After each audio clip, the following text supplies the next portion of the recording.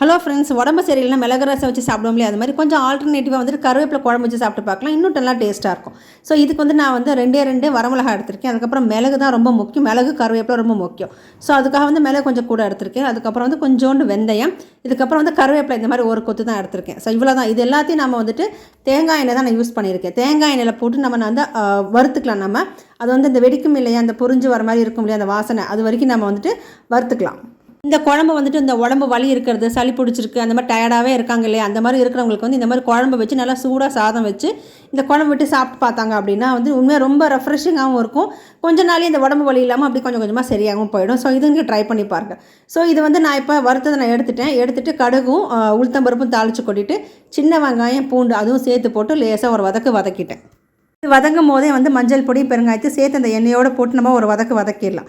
இதுக்கப்புறம் எலுமிச்சங்காய் அளவுக்கு ஒரு புளியை நான் வந்து கரைச்சி வச்சுருக்கேன். அதையும் நம்ம இதில் சேர்த்துக்கலாம்.